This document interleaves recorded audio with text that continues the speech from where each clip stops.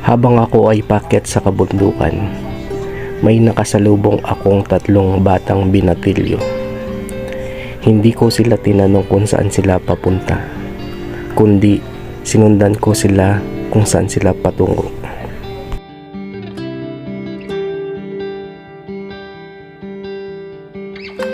Magkakapatid kayo? Opo. Sinong panganay sa inyo? Ako po. Anong pangalan mo? Junelo. Jonel. Oo. Ilang taon ka na, Jonel? 16 years po. 16. Oo. Nag-aaral. Oo. Anong grade ka na? Grade 11 po. Tapos sinong pangalawa? Ito. Anong pangalan mo? Albert po. Albert? Opo. Ilang taon ka na, Albert? 15 na. Nag-aaral ka din. Opo. Anong grade ka na ngayon? Grade 10 na. Tapos ito yung bunso. Bunso. Opo. Anong pangalan mo? Mark Andrew po. Mark. Andrew po. Mark Andrew. Opo. Ilang taon ka na? 14 po. Nag-aaral ka din. Opo. Sa aking pagsunod sa kanila, dito ko nakita kung ano ang ginagawa nila. Ngayon po kami magkakapatid, nagtutulungan po kami para makapagbili ng bigas. Ay kung may sobra lang po, makapagbili ng gamit, pag-aaral po, ganyan po.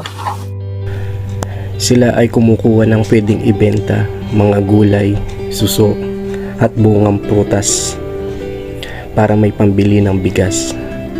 At kung meron man silang sobra, ay bumibili sila ng school supply para sa kanilang pag-aaral. Ako po grade 11 po. Wala pa kayong gamit ngayon sa eskwelahan? Wala pa po.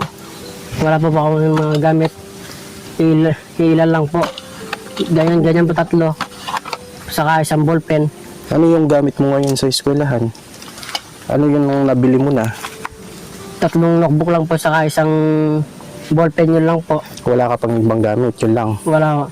Pati yung mga kapatid mo. Opo. Wala pa kayong gamit sa eskwelahan. Oo. Tumatawid sa sapa, naglalakad at napakalayo ng kanilang pinupuntahan, makahanap lang ng pwedeng ibenta.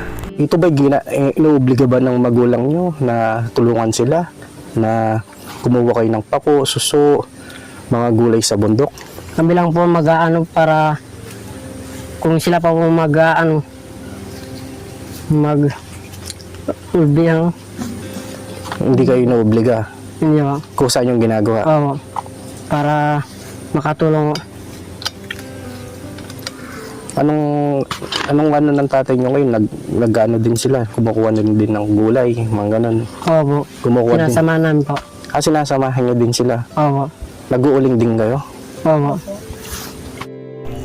Nagsasakripisyo para sa kanilang pangkain at pangarap at makatapos sa kanilang pag-aaral. Alam niyo po kuya, nagkasakit yung papa ko. 6 months. Ako lang po nag-uling. Nagpapasama po ako sa 2 kong kapatid para makauling lang po kami. Magkalap ng mga gulay. Ganyan po pagkatapos na po mga nag-uling, pagkakalap po kami ng gulay, pako, ganyan po, saka suso, saka puso po. Anong pagkakasakit ng tatay mo? Nagkasakit siya sa Pasma po. napasma siya. Opo. Tapos ginawa mo ikaw yung naguling ng 6 na buwan. Opo. Pag yung pag-uuling mo, paano yun? Kumukuha ka ng kahoy, tapos niluluto nyo, di ba? Opo. Para maging uling. Opo. Puputulin po bago uling. Paano yun? Paano yung nagawa mong ganun na Gamit lang po anong itak. hindi ka ba nahihirapan nun na 6 na buwan, ikaw yung naguling? Nahihirapan po. Pero tinitiis ko lang po para may makain lang po mga kaming magpamilya. Ano yung ano yun nun? Pag nung nawala ng trabaho ng tatay mo na ikaw yung naguling, ano yung madalas na kinakain nyo nun? Ano po, mga ubing puti po, saka mangga po, hinog na mangga po, ganyan po. Hindi kayo kumakain ng kanin nun? Hindi po. Isang buwan lang po. Isang buwan na po yung kapag nakakunda. Ayun yung parang pagpalit dun sa kanin. Oo. yung bigas, yung parang kamoting kahoy, Oo. yung mga nakukuha nyo lang sa bundok. Opo. Ito yung tinitinda nyo ngayon. Pako, Opo. tsaka suso at abukado. Bagong kalap lang po. Bagong kalap pa lang. Opo. Opo. Pag naibenta nyo yan, bibili kayo ng bigas. Opo. Kung may sobra po, makakabili na po anong susupply po. Yung, pag meron kayo sobra, yung binibili nyo ng school supply. Oo. Bumibili kayo ng mga notebook, ballpen. Oo. Hindi naman marami pa, isa-isa lang siguro, no? Oo. Ano yung ano nyo ngayon na kayo hiho, kayo ano yung ano nyo kay kuya nyo na tinutulungan nyo siya? Opo. Buti tinutulungan nyo si kuya nyo Para meron pong makain po sa bahay. para mayroong pagkain sa bahay. Opo.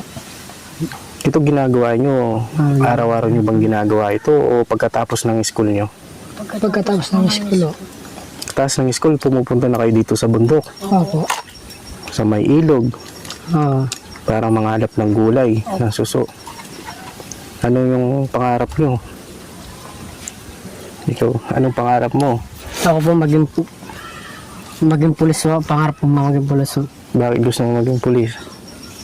Kahit isa lang po makatapos sa amin yung pong pinapangarap ng aking mga magulang. Yung pinapangarap po makatapos yung mga pakatapos po kami. Kasi yung mga magulang hindi po nakapag-aral.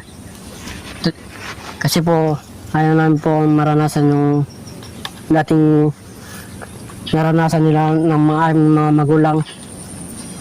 Kaya gusto nyo mag-aaral at makatapos. Opo. Kasi anong pangarap niya? Maging pulis po. Pulis din. Opo. Tapos si Bunso, anong pangarap niya? Sundalo po. Gusto niya talagang mag-sundalo at pulis. Opo. Sa inyo, gaano ka-importante yung pag-aaral? Para mo matulungan ng mga magulang. Kaya gusto nyong makatapos sa pag-aaral. Opo. Ngayon, meron kaming ibibigay sa inyo, no? Bigay ni Madam Connie. Oo. Ako pala si Kuya Buksinyo. Oo. At pagkakakwento nyo sa akin na ito, binibenta nyo para may pambili kayo ng bigas. Oo. At para makabili din kayo ng school supply. Oo. At ito, hindi nyo na po problemahin. Meron kaming ibibigay sa inyo 25 kilos na bigas. Oo. Ito, bigay ni Madam Connie. Meron din kaming dalang grocery. Ito, kompleto na yan. May toyo, suka, biskwit, dilata, noodles, at sabong panligo, panlaba. At may pinapabigay din si Madam Connie. Karagdagang tulong. Ito, pambaon nyo sa eskwelahan. Maraming salamat. 500. Oo. Matagal na namin po mababaan. Kuya, maraming salamat po sa binigyan yung 500. Matagal na namin po mabaon sa eskwela to. Maraming salamat po sa binigyan yung bigas. Matagal din pong Kakainin. kakain ko. Tapos may grocery pa kayo. Oo. Maraming salamat po sa bigas o tsaka sa grocery o tsaka sa 500 o. Matagal namin ang pagbabawon yan Babaunin niyo sa eskwelahan. Oo. sa eskwela. No? Ito, Hindi na po kami magkakalap ng gulay. meron. Parang hindi na po kami sa isang linggo din na po kami magkakalap ng gulay. Dito na po makapakapahinga na po yung papa ko. Makakapagpahinga na si Papa nyo. Opo. Diba Tapos kami po. Pati kayo, no, diba? Opo. Makakapagpahinga na kasi may bigas na kayo. Opo. At may grocery, tapos may 500 kayo. Opo. Basta pagbutihin nyo sa pag-aaral nyo, no? Opo. At pag sumikapan nyo, ito bigay ni Madam Connie sa inyo para makatulong sa pang-araw-araw nyo. Gaano ka-importante sa inyo yung bigas, tsaka ito yung grocery sa pang-araw-araw nyo. Malaga po yung bigas pa itong nabigyan nyo pong grocery. Ito, samahan na lang namin kayo mamaya pauwi sa inyo Oo. para dalhin itong grocery, no? Oo. Tsaka yung bigas. Oo. Napakalaking bagay, di ba, na may bigas. Basta sa amin lang itong tinutulong namin. Kasi nakikita ko sa mga bata na gustong magporsigi, ito yung karapat-dapat na naibibigay namin tulong para sa inyo. Oo. No? Sige, hindi na kami magtatagal, no? Oo. Maraming salamat po mga kabuksi kay Madam Connie, lalo na po sa pagbigay niya po ng bigas, grocery, sabon panligo, panlaba at yung 500 po. At ito po yung mga bata na nakita ko. Bali katutubong kay Takay, di ba? Opo. Na kumukuha po sila ng mga gulay, suso, na inilalako po nila, pambili po ng bigas, pambili po ng school supply. At napag-alaman ko po na inuuna po nila yung pagkain, yung bigas. Pagkatapos kung mayroon pong sobra, dun po sila bibili po ng school supply, no? Oo. Notebook, ballpen, pa isa-isa lang, no? Oo. Sana loobin ng Panginoon Diyos na marami pang makatulong, no? Oo. Sana meron pang kaming maitulong sa inyo, lalo na yung mga school supply nyo, no? Oo. Huwag kayong mawawalan ng pag-asa, no? Oo. Na pagbutihin nyo sa pag-aaral nyo, no? Oo. Maraming salamat po kay Madam Connie at kay Kuya Buxel na nakita po kami sa napadaan po sa amin na galing po nagkalap po kami ng gulay. Inahan po inaasahan na bibigyan po kami ng tulong. Naging bagay na po itong tinulong ni Kuya at si Madam Connie. Alis na kami, no? Oo. Sige. Sige. So, thank you. Thank you. Maraming salamat po kay Madam Connie at kami at kang Kuya. Sige, no? Mag-aral mabuti, no? Ang lagi niyong kasama, ang laging kaagapay at di ka iiwan.